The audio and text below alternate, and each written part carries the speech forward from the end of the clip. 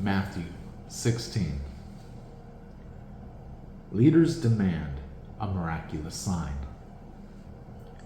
One day, the Pharisees and Sadducees came to test Jesus, demanding that he show them a miraculous sign from heaven to prove his authority.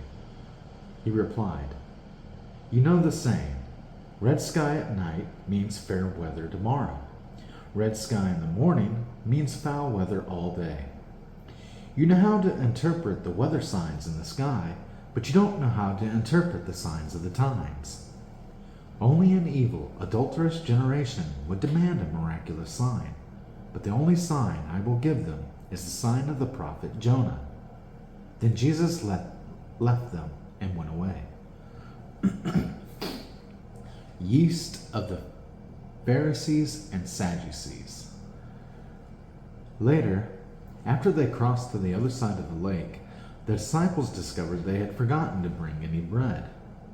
"Watch out," Jesus warned them. "Beware of the yeast of the Pharisees and Sadducees." At this they began to argue with each other because they hadn't brought any bread. Jesus knew what they were saying, so he said, "You have so little faith. Why are you arguing with each other about having no bread? Don't you understand even yet? Don't you remember the 5,000 I fed with 5 loaves, and the baskets of leftovers you picked up? Or the 4,000 I fed with 7 loaves, and the large baskets of leftovers you picked up? Why can't you understand that I am not talking about bread? So again I say, beware of the yeast of the Pharisees and Sadducees." Then at last they understood that he wasn't speaking about the yeast and bread, but about the deceptive teaching of the Pharisees and Sadducees. Peter's declaration about Jesus.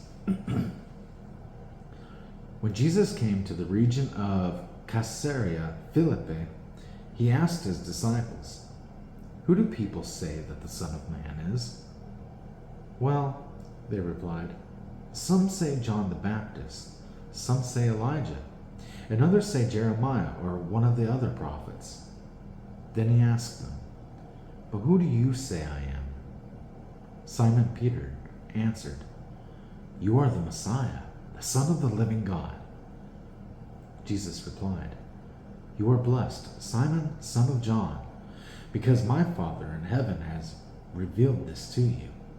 You did not learn this from any human being.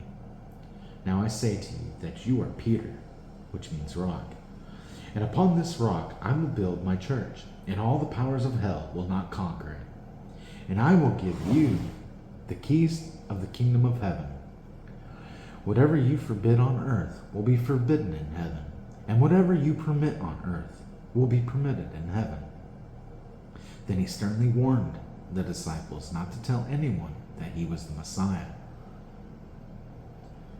Jesus predicts his death. From then on, Jesus began to tell his disciples plainly that it was necessary for him to go to Jerusalem, and that he would suffer many terrible things at the hands of the elders, the leading priests, and the teachers of religious law. He would be killed, but on the 3rd day he would be raised from the dead. But Peter took him aside and began to reprimand him for saying such things. "Heaven forbid, Lord," he said. "This will never happen to you." Jesus turned to Peter and said, "Get away from me, Satan. You are a dangerous trap to me. You are seeing things merely from a human point of view, not from God's." Then Jesus said to his disciples, "If any of you wants to be my follower, you must give up your own way, take up your cross, and follow me. If you try to hang on to your life, you will lose it. But if you give up your life for my sake, you will save it. And what do you benefit if you gain the whole world but lose your own soul? Is anything worth more than your soul? For the Son of Man will come with his angels in the glory of his Father, and will judge all people according to their deeds. And I tell you the truth, some standing here right now will not die before they see the Son of Man coming in his kingdom."